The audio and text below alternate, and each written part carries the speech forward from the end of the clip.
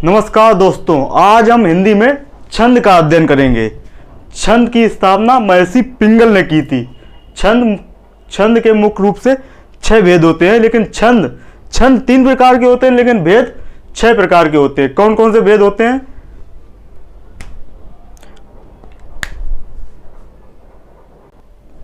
पहले इतना नोट कर लो, छंद का शाब्दिक अर्थ बंधन, मोक्ष, मुक्ति होता है।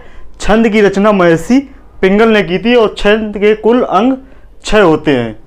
अभी मैं आपको 6 अंगों के बारे में बताऊंगा। पहले आप ये 3 लाइनें नोट कर लिए। सीधे सीधे पेपर में पूछा जाता है छंद की रचना किसने की, तो महर्षि पिंगल ने छंद की रचना की थी।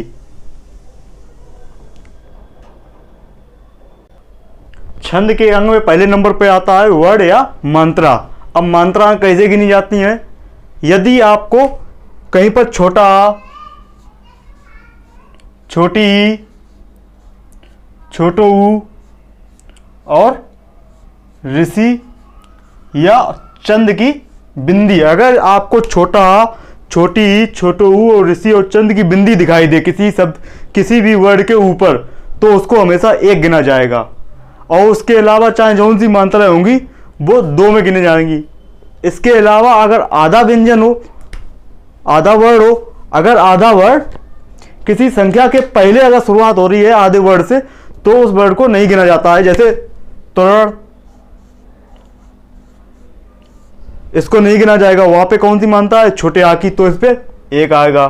वहां पे कौन सी मात्रा है? छोटे आ की, तो इस पे भी 1 आएगा। रा पर कितनी मात्रा है? छोटे आ की, तो इस पर भी 1 आएगा। यदि अगर यही आधा व्यंजन अगर बीच में हो तो वो पहले वाले को डबल कर देता है। जैसे तत्व, देखो ता पे आ की बिंदी है 1, और ये जो आधा ता बीच में आया है ये पहले वाले को 2 कर देगा। तो पहले वाले को 2 को हम इस तरह डिनोट करते हैं, 2 को हम इस तरह लिखते हैं। तो ये तत्व 2 हो गया और वह बचा तो 1। इस पर मात्रा कितनी है? 2 और 1 3। यदि इसके पहले बड़ा, अगर इसके पहले से ही बड़ा आ होता, 2 होते, तो ये 2 ही बना रहता, 3 नहीं होते। मात्राओं में हमेशा 1 और 2 गिना जाता है। इसके अलावा 3 4 नहीं होंगे, सिर्फ 1 और 2। जैसे आश्विन,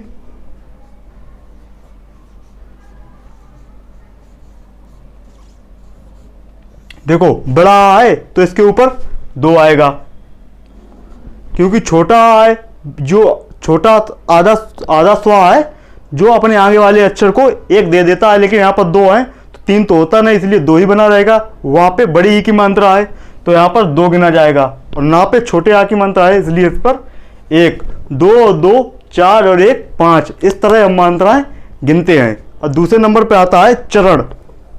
इतना नोट कर लीजिए पहले, बहुत ही महत्वपूर्ण है। छोटा आ, छोटी ई, छोटो ऊ और ऋषि और चंद बिंदी अगर दिखाई दे वहां पर 1, उसके अलावा जो भी मात्राएं होंगी वहां पर 2 गिना जाएगा। अगर छोटा वाला होगा, अगर आधा ता होगा तो पहले वाले पे 2 हो जाएगा। आधा ता नहीं, कोई भी आधा वर्ड हो वो पहले वाले को 1 दे देता, 1 अंक दे देता है। अगर पहले शुरुआत उसी से आधे व्यंजन से हो रही है तो उसका कोई महत्व नहीं होता है।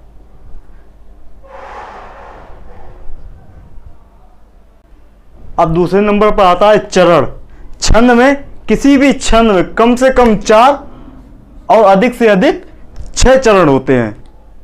यह भी पूछा जाता है कि छंद में किस संख्या से किस संख्या तक चरण होते हैं। किसी भी छंद में 4 से लेकर 6 तक चरण होते हैं। अब तीसरे नंबर पर आता है यति।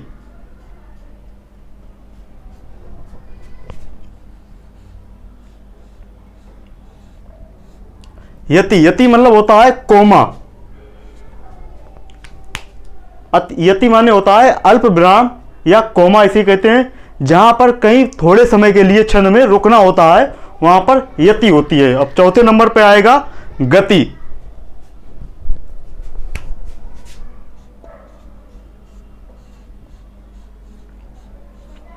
कि आप छंद किस गति से पढ़ रहे हैं, वही को कहते हैं गति। चौथे नंबर पर। पांचवें नंबर पर आता है तुक।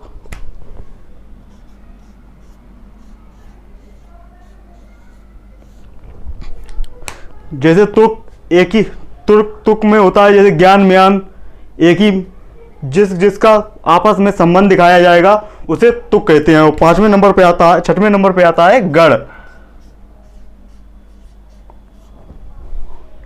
गढ़ का प्रयोग वार्णिक छंदों में किया जाता है, जो मैं आपको आगे बताऊंगा, वीडियो के अंत तक बताऊंगा गढ़ के बारे में। पहले आप लोग इतने नोट कर लो, छंद के कितने अंग होते हैं। छंद के 6 अंग होते हैं। पहले नंबर पे आता है वर्ण मात्रा, दूसरे नंबर पे आता है चरण, जो 4 से 6 होते हैं। यति मतलब होता है कहीं पर रुकना हो तो यति। चौथे नंबर पर होता है गति, किस गति के साथ आप छंद पढ़ रहे हैं। 5वें नंबर पे होता है तुक, किसी में आपस में तुलना की जाती है तो वो तुक होता है। और 6वें नंबर पे आता है गढ़। अब मैं आपको छंद के बारे में बताऊंगा। छंद कितने प्रकार के होते हैं। छंद मुख्य रूप से 3 प्रकार के होते हैं। कौन कौन से। तो छंद मुख्यतः 3 प्रकार के होते हैं। एक मात्रिक छंद, दूसरे नंबर पर वार्णिक छंद, तीसरे नंबर पर मुक्तन छंद। जहां पर मात्राएं गिनी जाती हैं वहां पर मात्रिक छंद आते हैं। जहां पर वर्णों के माध्यम से वर्णों के माध्यम से गिना जाता है वहां पर वार्णिक छंद आता है। जहां पर मात्राएं और वर्डिंग से मुक्त होते हैं, जहां पर मात्राएं भी नहीं गिने जाएंगी, वर्ड भी नहीं गिने जाएंगे, वहां पर मुक्तन छंद होते हैं। इतना नोट कर ली। फिर मैं आपको बताऊंगा मात्रिक छंद के बारे में। तो क्या होता है मात्रिक छंद। इस छंद में मात्राओं की गणना की जाती है। जिन छंदों में मात्राओं की गणना की जाती है वहां पर मात्रिक छंद होते हैं। मात्रिक छंद मुख्य रूप से 3 प्रकार के होते हैं। ध्यान से देखिए, छंद के भेद कितने थे। छंद के भेद 6 होते हैं, लेकिन छंद कितने प्रकार के थे। छंद 3 प्रकार के थे, मात्रिक, वार्णिक और मुक्तक छंद। और मात्रिक छंद के अंदर मात्रिक छंद भी 3 प्रकार के होते हैं। सममात्रिक छंद, अर्ध सममात्रिक छंद और विषम मात्रिक छंद। सममात्रिक छंद वो छंद होते हैं जिसमें प्रत्येक चरण में समान समान मात्राएं होती हैं, वो सममात्रिक छंद। और अर्ध सममात्रिक छंद में वो होते हैं जो एक चरण के बाद दूसरा चरण में समान संख्याएं होती हैं मात्राओं की, वहां पर अर्ध सममात्रिक छंद होते हैं। और तीसरे नंबर पर आते हैं विषम मात्रिक छंद, जहां पर किसी भी चरण में संख्याएं समान नहीं होती हैं, वहां पर विषम मात्रिक छंद कहलाते हैं। तो शुरुआत करते हैं सममात्रिक छंद के बारे में। तो क्या होता है सममात्रिक छंद। इसमें 4 चरण होते हैं और सभी चरणों में समान मात्राएं होती हैं, वो हमारे सममात्रिक छंद कहलाते हैं। सममात्रिक छंद मुख्य रूप से 4 प्रकार के होते हैं, जैसे चौपाई, रोला, गीतका और हर गीतका। तो सबसे पहले हम चालू करेंगे चौपाई के बारे में।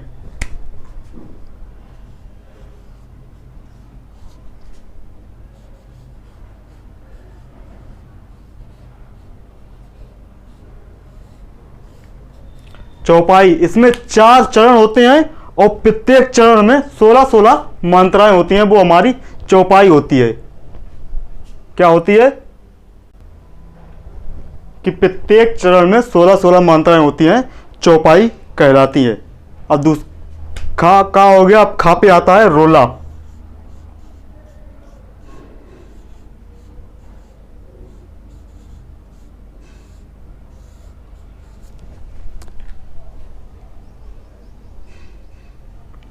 रोला में इसमें 4 चरण होते हैं। चौपाई में भी 4 चरण होते हैं। जितने भी बताए सममात्रिक चरण में, सब में 4 चरण होते हैं। चौपाई में चारों चरण में 16-16 मात्राएं होती हैं। रोला में चारों चरण में 24-24 मात्राएं होती हैं। तो रोला में इसमें प्रत्येक चरण में 24-24 मात्राएं होती हैं। अब तीसरे नंबर पे आता है गीतका।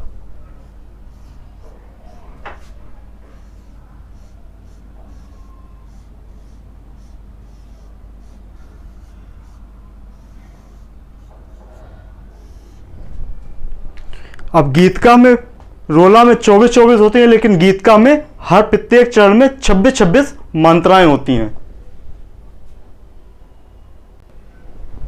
तो गीतका में इसमें प्रत्येक चरण में 26-26 मात्राएं होती हैं। इसी प्रकार चौपाई, रोला, गीतका और चौथे नंबर पर आता है हरि गीतका। जैसे इसमें 24-24 के बाद 26-26 के बाद 2-2 का गैप होता है 28। इसमें हर गीतका में प्रत्येक चरण में 28-28 मात्राएं होती हैं। चौपाई में 16-16, रोला में 24-24, गीतका में 26-26 और हर गीतका में 28-28। ठीक है। इसमें हर गीतका में प्रत्येक चरण में 28-28 मात्राएं होती हैं। चौपाई में 16-16, रोला में 24-24, गीतका में 26-26 और हर गीतका में 28-28। इसी के साथ हमारा सममात्रिक छंद कंप्लीट होता है। इसके बाद दूसरे नंबर पे आता है अर्ध सममात्रिक छंद। पहले आप लोग इतना नोट कर लीजिए, फिर मैं आपको अर्ध सममात्रिक छंद के बारे में बताता हूं। मात्रिक छंद में दूसरे नंबर पे आता है अर्ध सममात्रिक छंद। इसमें 4 चरण होते हैं। पहले और तीसरे चरण में समान मात्राएं होंगी और दूसरे और चौथे चरण में भी समान मात्राएं होंगी। ये होता है हमारा अर्ध सममात्रिक छंद। तो अर्ध मात्रिक छंद या अर्ध सममात्रिक छंद में इसमें 4 चरण होते हैं। पहले और तीसरे चरण में समान मात्राएं होंगी और दूसरे और चौथे चरण में समान मात्राएं होती हैं। अर्ध सममात्रिक छंद या अर्ध मात्रिक छंद मुख्य रूप से 4 प्रकार के होते हैं। पहले नंबर पे आता है दोहा, दूसरे नंबर पे आता है सोरठा,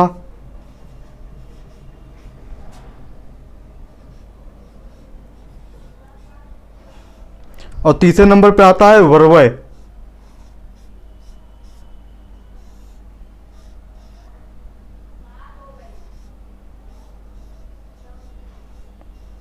और इसमें अंतिम चौथे नंबर पे आता है उल्लाला।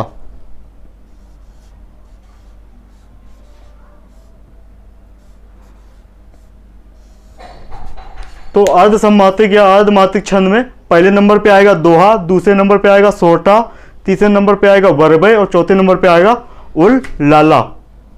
पहले आप लोग इतना नोट कर लीजिए, फिर मैं आपको दोहा के बारे में बताऊंगा। तो दोहा क्या होता है? दोहा, इसमें पहले और तीसरे चरण में 13-13 मात्राएं और दूसरे और चौथे चरण में 11-11 मात्राएं होती हैं। वो हमारा दोहा कहलाता है। तो क्या होता है दोहा? इसमें पहले और तीसरे चरण में 13-13 मात्राएं और दूसरे और चौथे चरण में 11-11 मात्राएं होती हैं। जैसे उदाहरण के रूप में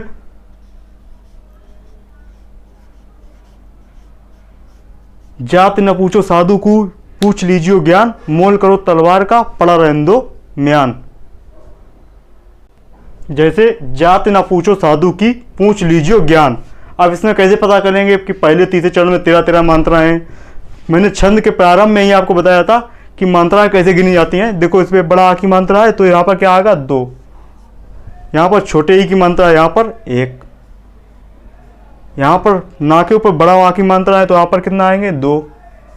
यहाँ पर पा पे बड़ी ऊ की मात्रा है तो यहाँ पर कितने आएंगे? 2। और यहाँ पर छापे भी बड़े ओ की मात्रा है तो यहाँ पर कितने आएंगे? 2। सापे के बड़े आ की मात्रा है, यहाँ पर कितने आएंगे? 2। और धापे अगर छोटे ऊ की मात्रा है तो यहाँ पर कितना आएगा? 1। कापे बड़े ई की मात्रा है तो कितने आएंगे? 2। 2, 3, 3, 2, 5, 6, 7, 8, 9, 10, 11, 12 और 13।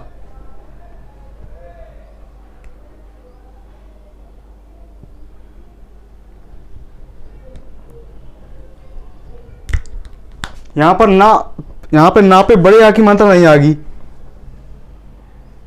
यहाँ पर छोटे आ की मात्रा आएगी। जाति ना नहीं है, ना है, इसीलिए यहाँ पर कितना आएगा? 1 आएगा। तो 2, 1, 3, 4, 5, 6, 7, 8, 9, 10, 11, 12, 13। जाति ना पूछो साधु की, 2, 1, 3, 4, 5, 6, 7, 8, 9, 10, 11, 12, 13। अब पूछ लीजिए ज्ञान।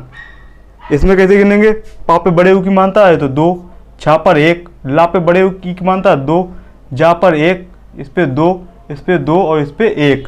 2, 3, 4, 5, 6, 7, 8, 9, 10 और 1, 11।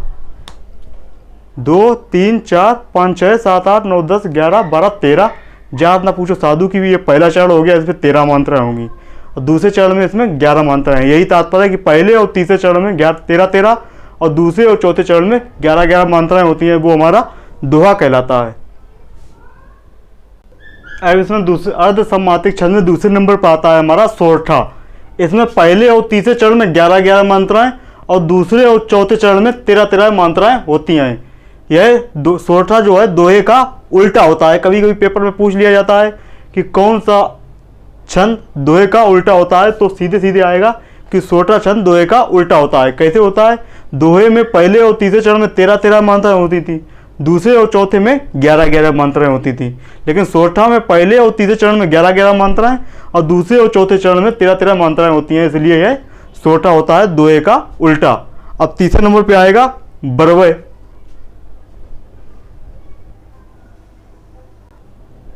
अर्ध सममात्रिक छंद में तीसरे नंबर पे आता है हमारा बरवे छंद। इसमें पहले और तीसरे चरण में 12-12 मात्राएं और दूसरे और चौथे चरण में 7-7 मात्राएं होती हैं बरवे। अब इस चौथे नंबर पे आता है हमारा उल्लाला। अर्ध सममात्रिक में चौथे नंबर पे आता है उल्लाला छंद। तो उल्लाला छंद में इसमें पहले और तीसरे चरण में 15-15 मात्राएं और दूसरे और चौथे चरण में 13-13 मात्राएं होती हैं। अर्ध सममात्रिक में सबसे पहले मैंने आपको पढ़ाया था दोहा। दोहा में पहले और तीसरे चरण में 13-13 मात्राएं और दूसरे और चौथे चरण में 11-11 मात्राएं होती थी। दोहे के बाद मैंने आपको पढ़ाया था दोहे का उल्टा सोरठा। सोरठा में पहले और तीसरे चरण में 11-11 मात्राएं और दूसरे और चौथे चरण में 13-13 मात्राएं होती थी। उसके बाद मैंने आपको पढ़ाया बरवे। बरवे में पहले और तीसरे चरण में 12-12 मात्राएं और दूसरे और चौथे चरण में 7-7 मात्राएं होती थी। और चौथे नंबर पर मैंने आपको पढ़ाया उल्लाला। इसमें पहले और तीसरे चरण में 15-15 मात्राएं और दूसरे और चौथे चरण में 13-13 मात्राएं होती हैं। इसी के साथ हमारा अर्ध सममात्रिक छंद पूर्ण होता है। अब तीसरे नंबर पे आता है हमारा विषम सममात्रिक छंद। विषम मात्रिक छंद में प्रत्येक चरण में अलग अलग मात्राएं होंगी, वो हमारा विषम मात्रिक छंद कहलाता है। विषम मात्रिक छंद दो प्रकार के होते हैं। पहले नंबर पर कुंडलियां,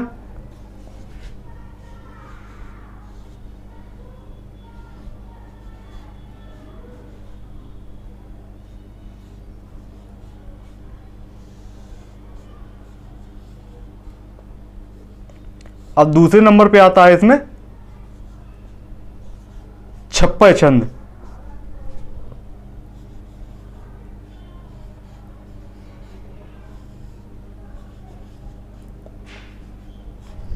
विषम मात्रिक छंद में दो छंद होते हैं, एक कुंडलियां छंद और दूसरे नंबर पे छप्पर छंद। अब हम आपको कुंडलियां छंद के बारे में बताएंगे।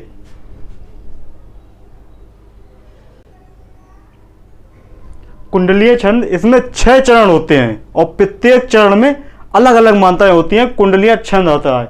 कुंडलीय छंद हमारा दोहा और प्लस रोला से मिलकर बनता है। पेपर में सीधे सीधे पूछ दिया जाता है दो कुंडलियां किसके योग से मिलता है, तो कुंडलियां दोहा प्लस रोला के योग से मिलता है। कुंडलियां पहचानने का एक और उपाय है कि कुंडलियां जिस शब्द से शुरू होगा और अंत भी उसी शब्द से होगा। जैसे लाठी, लाठी से शुरू होगा तो अंत भी लाठी से ही होगा, वो हमारा कुंडलियां छंद होता है। इसमें ये जो बहुत इंपॉर्टेंट है, दोहा प्लस रोला मिलकर कुंडलियां बनता है। अब मैं आपको दूसरे नंबर पे पढ़ाऊंगा छप्पर छंद। इतना नोट कर लीजिए। तो छप्पर छंद भी हमारा, इसमें भी 6 चरण होते हैं और प्रत्येक चरण में अलग अलग मात्राएं होती हैं। छप्पर छंद हमारा रोला और प्लस उल्लाला से मिलकर बनता है। कुंडलियां दोहा प्लस रोला से मिलकर बनता था, लेकिन छप्पर छंद है रोला प्लस उल्लाला से मिलकर बनता है। तो यहां पर हमारा मात्रिक छंद कंप्लीट होता है। मात्रिक छंद 3 प्रकार के होते थे, सममात्रिक छंद, अर्ध सममात्रिक छंद और तीसरे नंबर पे आता है विषम मात्रिक छंद। इसके बाद छंद को मैंने आपको 3 भागों में बांटा था, मात्रिक छंद, वार्णिक छंद और मुक्तक छंद। अब हम आपको वार्णिक छंद के बारे में बताएंगे। जहां पर वार्णिक छंद में वर्णों की संख्या की गिनती होती है, वहां पर वार्णिक छंद होता है। इसकी संख्या 8 होती है। वार्णिक छंद का एक सूत्र होता है जिससे हम 8 सूत्र के बारे में जान सकते हैं। जो 8 संख्याएं हैं वार्णिक छंद को, उसके बारे में पता लगा सकते हैं। कौन सा सूत्र होता है? यमाता राज भान सलगा। तो इसका सूत्र होता है यमाता राज भान सलगा। अब कैसे डिफाइन करेंगे? पहले नंबर पे आता है या गढ़, या प्लस गढ़, या प्लस गढ़। पहले या आएगा, या के बाद 2 अक्षर लिए जाएंगे उसके बाद वाले। तो या के बाद 2 अक्षर क्या आते हैं? माता। तो इसका सूत्र हो जाएगा यमाता। ये यगड़ हो गया। और दूसरे नंबर पे आता है इसमें मां प्लस गढ़, मगड़।